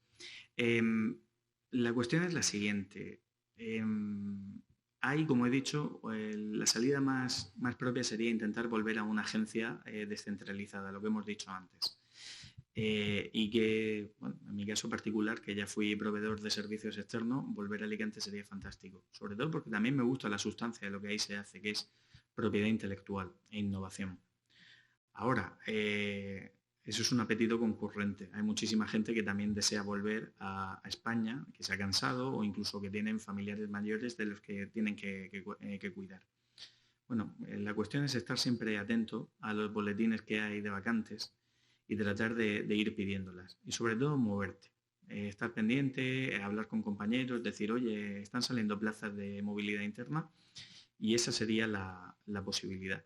Yo también entiendo que bueno, he conocido gente, y esto es difícil de creer, que ha sido funcionario en Bruselas, se ha venido como proveedor a lo mejor a Alicante, se ha convertido en funcionario en Alicante y que al final ha renunciado a todo. Y eso es porque las prioridades y las situaciones vitales también van cambiando. Yo en este aquí ahora pues, deseo trabajar en Bruselas y en cuanto pueda pues tratar de volver a España. Pero yo creo que también que si llega el momento de renunciar alguna vez al servicio público, por lo que sea, el mercado laboral valora mucho la experiencia en instituciones de la Unión Europea. Los compañeros que pasan unos años en el Parlamento Europeo como agentes contractuales se incorporan muy bien a equipos de políticas públicas, a agencias de comunicación, a partidos políticos, porque saben cómo funcionan las cosas dentro del Parlamento. Es decir, ningún camino es completo y lo que hay que tratar es de disfrutar de cada momento dentro de las instituciones todo lo que se pueda. La renuncia, bueno, pues eso ya se verá. Vale, tenemos dos preguntas en el chat. Lidia de Blasi dice, si he entendido bien, un máster especializado ayuda. ¿También ayuda un doctorado? Sí. Se valora mucho. Por ejemplo, como evaluador del Blue Book, yo doy puntos en función de la formación del candidato. Por ejemplo, para contar, esto es una interioridad, el tener una licenciatura o un grado, pues son 3 puntos. Que se obtiene con premio extraordinario, 1 punto más. El máximo que damos es precisamente por el doctorado. Es decir, que estos son maneras internas de evaluar y de justificar nuestra toma de decisiones. Pero el máster digamos, sí que se valora mucho. Por ejemplo, un máster de estudios europeos o de derecho europeo te prepara muy bien para lo que luego va a venir. Pero también hay gente, por ejemplo, que dice, mira, yo soy doctor en biología y encuentra también acomodo dentro de las instituciones. Puede terminar en la Dirección General de Investigación o en cualquiera de las varias agencias sobre investigación e innovación que hay en Bruselas. Se valora no solamente el máster, sino la formación de posgrado en general. Muchos de mis compañeros, por ejemplo alemanes, tienen un doctorado. Eso ya te está diciendo un poco también cómo se valora el título a nivel europeo. Y luego tenemos una segunda pregunta de Ainara Alfaro, que dice, buenos días, se ha hablado de flexibilidad. Con respecto al puesto de trabajo, ¿exige flexibilidad para compaginar la vida familiar? Muchas gracias. Sí. Vamos a ver, yo esta semana estoy aquí en Murcia, no solamente por esta jornada, sino por una serie de cuestiones personales. Eso es una expresión precisamente de la flexibilidad. No he deseado tomar vacaciones y de hecho en cuanto termine esto tendré que ponerme otra vez a trabajar y estoy 3 días teletrabajando. Esto ahora mismo, en el periodo, digamos, post-pandemia, parece muy natural, pero ya antes de la pandemia yo lo que recuerdo es que hay mucha flexibilidad para organizarse. Se espera, por ejemplo, de un empleado de la comisión 8 horas diarias de trabajo, ¿de acuerdo? Pero digamos que hay una cosa que se llama las horas nucleares, que son de 9:30 a 12 y de 2:30 a 4:30. Durante esas 4 horas y media yo tengo que estar sí o sí delante del ordenador y atendiendo emails, llamadas, todo esto. En el resto de cosas hay flexibilidad para que tú puedas pues, atender y conciliar un poquito tus circunstancias personales y familiares. Yo tengo compañeros que empiezan a las 7 de la mañana y a las 12 paran para poder recoger a los niños, atenderlos, cosas así, o compañeros que terminan a las 6 o 7 de la tarde porque han empezado mucho más tarde también. Entonces, esa flexibilidad existe y es que muchas veces a mí siempre me hacen algún tipo de pregunta sobre el salario. Los salarios son públicos y se pueden mirar en internet y son salarios decorosos para personas expatriadas. Pero yo creo que verdaderamente se habla poco de la inversión que hace la Unión Europea en la formación de sus empleados o de esta flexibilidad por la que me acaban de preguntar. Esto hace el trabajo muy atractivo para la gente, el poder saber que no tiene que pedir permiso para entrar un poco más tarde porque tiene que llevar a los niños al colegio. Eso es importantísimo. Muchas gracias. No veo más preguntas. ¿Alguien más quiere preguntar algo? No te oyen en stream. Y este tipo de acción y manera de contactar a las empresas sirve para todas las que tienen que ver con la Unión Europea, que están como relacionadas, que son externas, pero que colaboran. Sí, quiero decir, uno tiene que tener hambre y tiene que salir con ganas de buscar su metro cuadrado en el mercado laboral y tiene que tener muchísimas ganas de ir a buscar ese tipo de sitios. Te puedo decir que en este momento desconozco cuál es la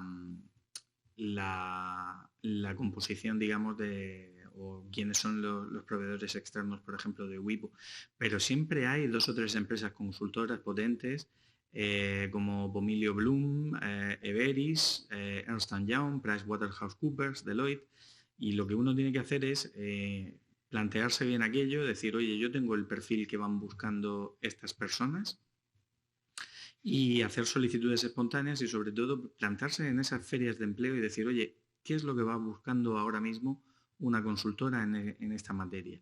Y te lo van a decir, porque creo que les ayuda también te van a decir que van buscando conocimientos especializados, gente que sepa comunicar bien por escrito y de manera verbal, gente que sepa preparar buenas presentaciones, todo eso ayuda. Entonces te diría que prepares muy bien tu currículum en 2 formatos, el típico formato de una página y también el formato Europass en inglés, una buena carta de motivación y que te lances a la búsqueda de aquello porque verdaderamente también te digo que es un proceso que cansa mucho, que buscar trabajo es un trabajo en sí mismo y tienes que ser insistente porque además con la normativa que hay ahora mismo en materia de protección de datos casi ninguna empresa conserva un currículum más de 6 meses. Entonces hay que ser insistente y hay que prepararse, pero también te doy una buena noticia al respecto. Cuando uno prepara su currículum o su carta de presentación después de haber hablado con una de estas empresas en una feria de empleo, hace un procedimiento introspectivo y uno se da cuenta de, oye, ¿quién soy yo y qué me falta para estar donde quiero estar? Entonces, cuanto antes te pongas, mejor. Gracias. A ver, sé que estamos fuera ya un poco de tiempo, pero ella quería hacer una pregunta y yo voy a hacer la última del chat, si no os parece mal. Lo pregunta Lidia de Blasi y pregunta el salario medio de un funcionario. ¿Tu pregunta también? Hola, yo quería preguntar por la presencia de personal del ámbito de la educación dentro de la Unión Europea.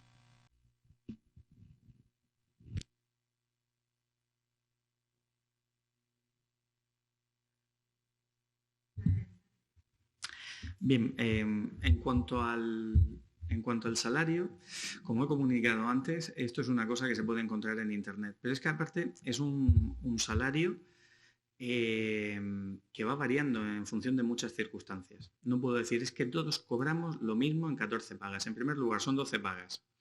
Todo lo demás, yo creo que hay calculadoras de salario en Internet que te permiten hacer simulaciones, y a la persona que nos ha preguntado por el foro la invito a que busque esto, la calculadora de salario. No es porque tenga, digamos, el pudor de hablar de dinero, sino porque son cuestiones variables, y la Unión Europea, por ejemplo, pues tiene mucho cuidado con este tipo de cosas. Por ejemplo, personas que tienen una familia numerosa tienen un mejor salario, por ejemplo.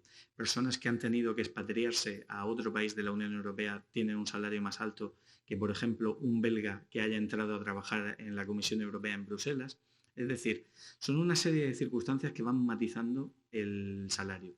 Lo que sí me gustaría destacar, más allá del salario, es el hecho de que el salario es totalmente igualitario. Y eso es una cosa que en los tiempos que corren es muy importante. También, no ya en la Comisión von der Leyen, que va a durar hasta 2024, sino ya en la Comisión Juncker, que tuvo su mandato de 2014 a 2019, se observó que había una infrarrepresentación de mujeres en cargos directivos. Al final de la legislatura se había conseguido una paridad, prácticamente un 50% en los dos sentidos. Y esto es un mensaje muy importante. No todo es el salario. El salario, como digo, se puede consultar y hacer simulaciones.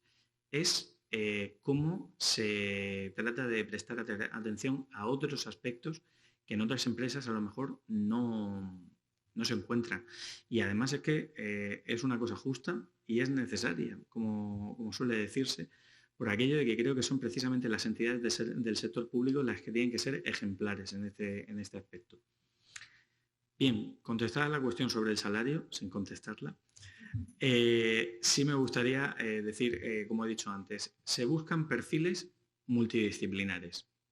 Las personas del mundo de la educación tienen también su presencia en la Comisión Europea. No ya en la dirección general correspondiente de la Comisión Europea, que es la que llamamos DG EAC, Educación, Cultura y Deporte, tampoco se circunscriben exclusivamente a las cuestiones de investigación, como decíamos antes. Yo tengo compañeros, como le he dicho, que son médicos y que hacen un trabajo jurídico, y se queda uno muy sorprendido. Bueno, esa es la cuestión importante, creo, y no quiero que esto sea una crítica. Quizás en España estamos muy acostumbrados a meter las cosas rojas en el cajón de las cosas rojas y las azules en el cajón de las cosas azules, y pensamos de una manera muy estructurada. Eso no es malo, pero yo creo que fundamentalmente una persona que ha estudiado una carrera como por ejemplo pedagogía y que luego ha hecho un máster, también ha desarrollado las competencias que va buscando la Unión Europea. ¿De acuerdo? No todos son abogados, a Dios gracias, ni tampoco economistas.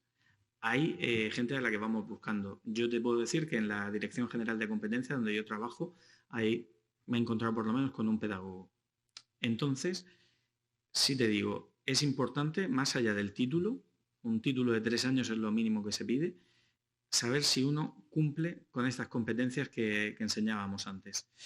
Iba a enseñarte la diapositiva de las competencias, pero bueno, de todas maneras dejaré la presentación a disposición de la oficina Europe Direct Murcia, por si alguien quiere descargarla. Y si lo estás pensando, si te estás pensando en atrever con las oposiciones, no pienses que el haber estudiado educación es un hándicap. ¿De acuerdo? Muchas gracias. La última intervención es Pablo Calleja, que este curso es embajador de la Oficina de Selección Europea de Selección, que nos va a explicar en qué consiste la figura del embajador EPSO.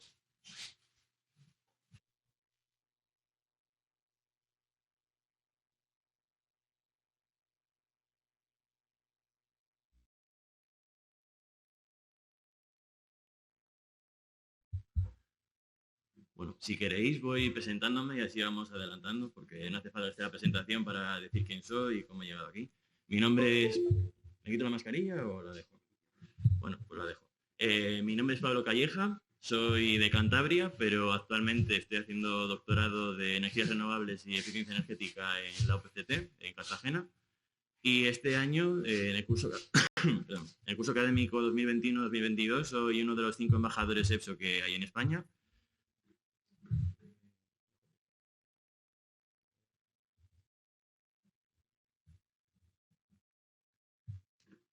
Bueno, lo que estaba diciendo, este curso académico soy uno de los embajadores que EPSO tiene en España. Y nuestra función principal es mostrar a la comunidad universitaria y estudiantil en general, a la juventud, las oportunidades laborales que existen en la Unión Europea.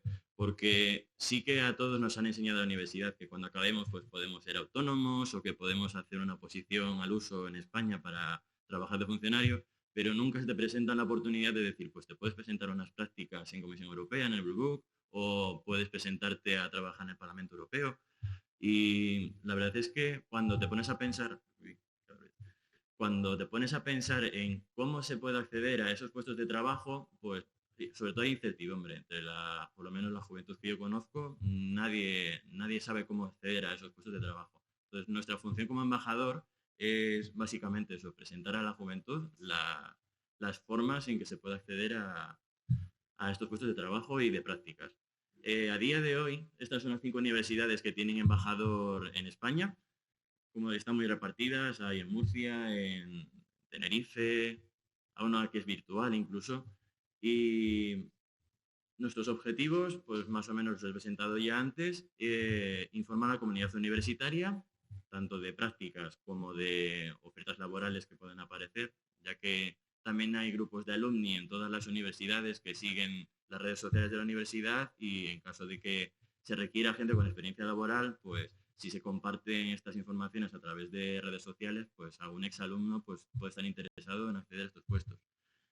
Colaborar con organizaciones europeístas. No he puesto instituciones europeas porque existen organizaciones como Equipo Europa o ESN que también tienen a bastante gente que está interesada en este entorno europeísta y que pueden ser tanto un target para informarles de estos puestos de trabajo como colaboradores, de gente que conoce a otras personas que están interesadas en trabajar y que una vez que escuchan la existencia de este cargo de embajador, pues nos pueden poner en contacto.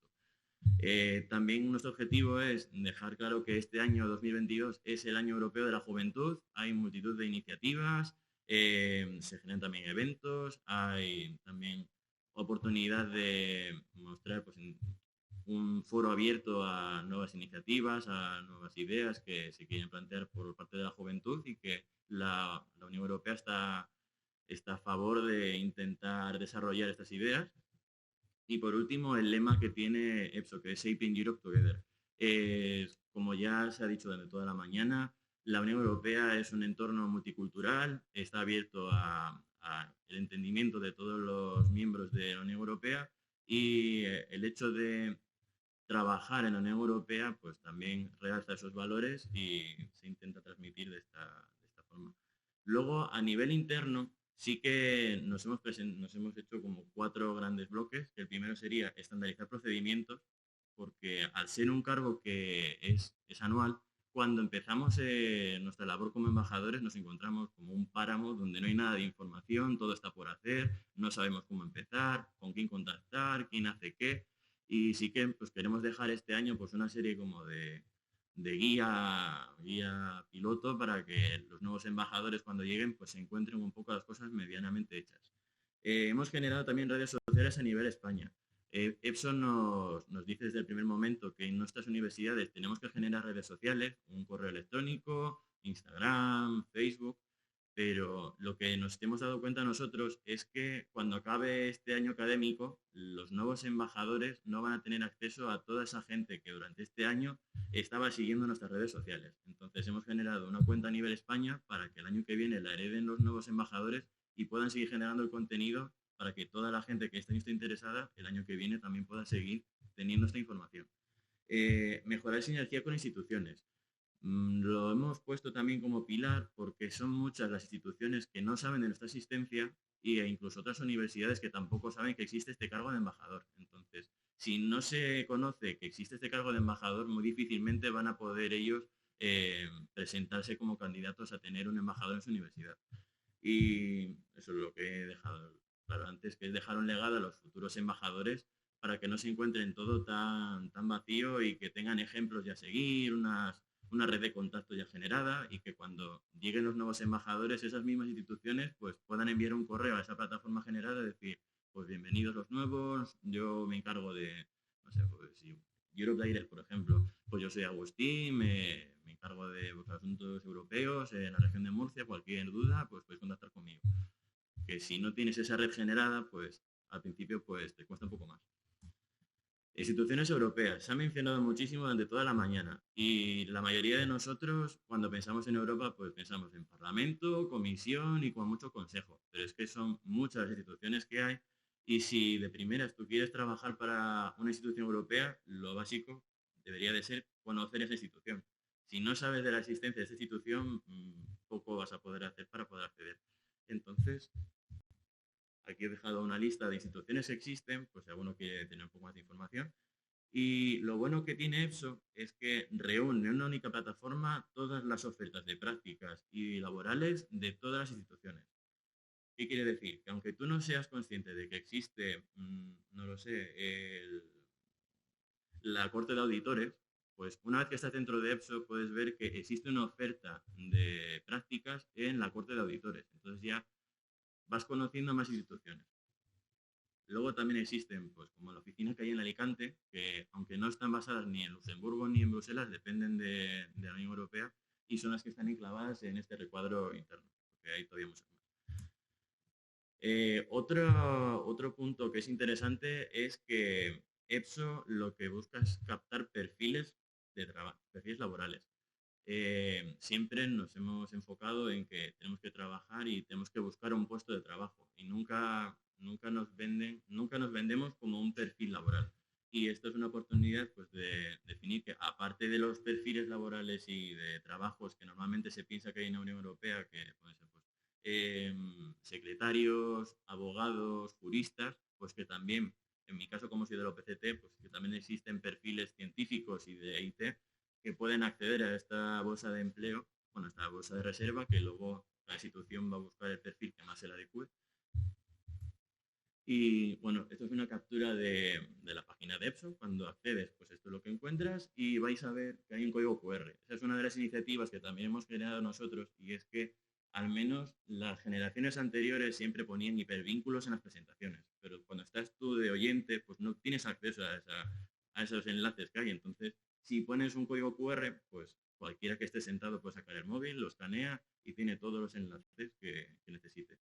En este código QR están las redes sociales de EPSO a nivel España. También he añadido el enlace a la videoconferencia, pues si alguno que está en las redes sociales quisiera acceder.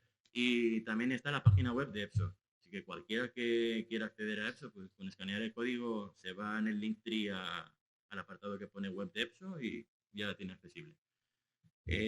Para acceder a las oportunidades laborales y de prácticas. Si os vais al apartado que aparece arriba de Job Opportunities, se va a desplegar unas pestañas y están tanto las oportunidades laborales, que se llaman competiciones, y también hay prácticas, que son los traineeships. Bueno, lo que informamos, pues de prácticas, competiciones, iniciativas a nivel europeo y también conferencias que generamos. Las conferencias básicamente pues, son testimonios de trabajadores de instituciones europeas, la mayoría de ellos españoles, para que muestren al público pues, que se puede acceder a las instituciones europeas siendo español y pues, dan consejos, su experiencia y ahora ya no hacemos tantas, pero al principio de nuestra labor pues sí que hicimos bastantes conferencias.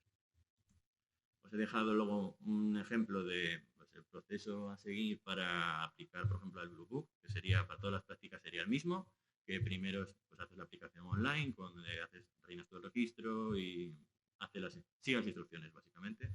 Luego se pasa al periodo de elección, después se hace la preselección, donde ya llegan los candidatos que tienen el criterio que deben de cumplir, y final está la selección final, que de los 12.000 que se presentan de media, pues unos 900 al final son los que tienen plaza. También comentar que esta presentación se la voy a dejar a Agustín para que luego todos los enlaces que están aquí en la presentación, con un simple clic podéis acceder a todas las páginas web y todas las iniciativas. El tema de los assessment centers, cuando se ha hecho las presentaciones de oportunidades laborales, justo este año y desde el viernes ha cambiado el proceso de selección de las competencias. Entonces, esas son las nuevas competencias, nos tienen que hacer la formación todavía. Él lo deja en el cuadrito ahí, porque es justo lo que venía en el correo del viernes, que ya nos habían informado desde el principio del curso que este año tenían pensado cambiarlo, y aquí sí que ya aparecen las nuevas competencias. Tampoco han cambiado mucho, pero sí que sepáis que este año pues hay una novedad, y es que cambian las competencias. Así que lo dejo para que vaya a sacar la foto. Pero os lo he dicho, que esta presentación luego la podéis obtener en vuestro ordenador si queréis. Y luego he dejado aquí una serie de iniciativas que son de ámbito europeísta y que son por parte de la Unión Europea, que son tanto el Año Europeo de la Juventud, que es European Year of the Youth, que pues, aparte... Ahora. Pues, el Año Europeo de la Juventud, que ya se ha mencionado bastantes veces por la mañana, la New European Bauhaus, que no quiere colaborar, la New European Bauhaus, que intenta volver a retomar el camino que se generó con la Bauhaus en la República de Weimar a principios del siglo XX, de hacer un ambiente pues, sostenible, que sea eficiente, que sea inclusivo. Y el Pacto Verde Europeo, que es el European Green Deal, que estaréis cansados de escucharle todo el rato el Green Deal, Green Deal. Y Discovery EU, que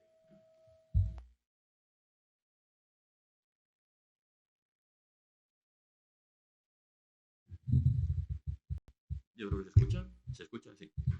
Y el Discovery EU, que va más bien dirigido hacia la gente joven de 18 y 19 años. Dentro de este Discovery EU está el programa que es como cabeza del Discovery EU, que es el Interrail gratuito para un número X de chicos de 18 años, que es la iniciativa pues, más visible, que casualmente, si esto funciona, sí, me parece que empieza mañana. El plazo para volver a encenderse... Había aquí una cuenta atrás, efectivamente. Dentro de 22 horas empieza ya otra vez la candidatura, así que si alguno cumple los requisitos, pues en la página web.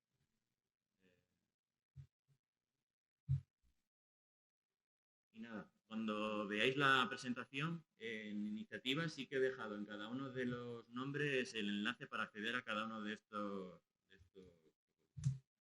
Y nada. Yo creo que he ido bastante rapidillo para acabar rápido, así que cualquier duda o cualquier pregunta estoy a vuestra disposición.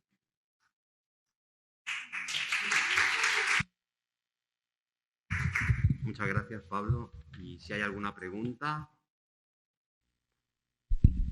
Sí. Sí, yo tenía una pregunta, Pablo. Quería saber, para optar a la posición esta de embajador EPSO, yo sé que el mes pasado se abrió la convocatoria y se cerró también, y yo quise optar a ella, lo que pasa es que me dijeron que mi universidad no constaba en la lista de universidades que tienen que aparecer para que tú puedas solicitarlo. Entonces no sé si para que el año que viene pueda aparecer la Universidad de Murcia tengo que solicitarlo a la universidad, porque desde EPSO me dijeron que si no aparece, pues ellos no pueden hacer nada. O también vi que, por ejemplo, la universidad, la de esta de Cartagena, no aparece. Por eso me extraña que tú, como estudiante de la Universidad Politécnica, puedas estar. Gracias. Muchas gracias por la pregunta, Adrián. La UMU estoy seguro de que ya ha tenido 2 veces embajador. Por lo tanto, sí que te tengo que decir que el año que viene, cuando veas que se va a acercar ya el plazo de inscripción, avisar a la universidad, porque sí que es un papeleo que se te lo tiene que realizar la universidad. Yo, cuando entré a embajador, yo lo vi a través de una comunicación de la universidad, de estas que se hace rutinariamente, pues de eventos o de que se hace una jornada especial de algo, y uno de los correos era esto, que tenía la oportunidad la universidad de tener un embajador. Y yo presenté la candidatura. También recomiendo preparar una carta de motivación donde se vea pues, que tienes una motivación europeísta y que ya estás un poco metido, que has mirado un poco ya el temario. Yo, por ejemplo, antes de hacer el máster, había estado mirando para hacer las prácticas del Blue Book, pero como tenía pocos puntos, porque con el grado pues tampoco iba a tener muchos puntos, pues dije, voy a hacer un máster. Y justo estando haciendo el máster, leí de repente la palabra EPSO y se me iluminó la bombilla y dije, pues me voy a presentar. También este año no estaba la UPCT porque al ser un cargo que es anual y que va rotando universidades, si este año ya había tenido la UPCT embajador, no era necesario hacer el papeleo para presentarse porque nos iban a rechazar. Porque al tener tanta demanda a nivel nacional, pues lo que intentan es que roten los embajadores y que todas las universidades al menos tengan un embajador al menos una vez. Así que si estás interesado, yo te recomiendo que hables con el COIR, que seguramente ya tienen algún historial o algún contacto con el anterior embajador, y si no, con el vicerrectorado de estudiantes. Bueno, ya sé que estamos muy fuera de tiempo. Muchísimas gracias. Voy a hacer la última pregunta del chat y ya por la hora. Es de Gloria García Aguaviva y nos pregunta que ser EPSO embajador es por un curso académico y después sigue vinculado a la Unión Europea. Bueno, gracias por la pregunta. Cuando hicimos la presentación por parte de la REPER, que nos hizo una presentación en junio antes de empezar el cargo, sí que nos decían que el cargo dura 1 año, pero que vamos a ser embajadores de forma de por vida, porque una vez que estás metido ya en estos temas, siempre estás dispuesto a ayudar, ya tienes la información, ya tienes conocimiento de la información y si cualquier persona necesita ayuda sobre cualquier cosa relacionada con EPSO, pues estamos encantados de ayudar. Y no podemos hacer una renovación porque es muy grande la demanda y muy poca la oferta, pero si no, sí que se podría hacer renovación para otros años. De hecho, nos han enviado los de EPSO un correo para poder renovar nuestro cargo de embajador, pero al ser el caso de España pues un poco limitado porque tenemos pocos embajadores a nivel nacional, sí que hay otros países, por ejemplo me parece que es Alemania, que tiene 15, y sí que en varias universidades de Alemania pues mantienen embajador en todos los años y aunque no sea la misma persona, sí que por ser de esa universidad siempre se tiene un embajador, que ahí sí que le veo el sentido a tener las redes sociales de esa universidad ya generadas, porque cada año se va renovando y es por eso que, como no es el caso de España, hemos decidido también, aparte de hacer lo que nos pide EPSO, por cuenta propia, generar la cuenta a nivel España para que la gente que esté interesada pues, que pueda seguir todas las novedades que haya en el ambiente de pues, instituciones europeas o de prácticas o de eventos. Y yo creo que ya con esto podemos irnos a comer. Bueno, pues muchas gracias. Espero que haya sido una jornada enriquecedora y que, bueno, que muchos de vosotros os animéis a desempeñar vuestra carrera profesional en la Unión Europea. ¿De acuerdo? Y os recuerdo que tenéis la oficina de Europe Direct Murcia a vuestra disposición para cualquier consulta. ¿De acuerdo? Muchas gracias.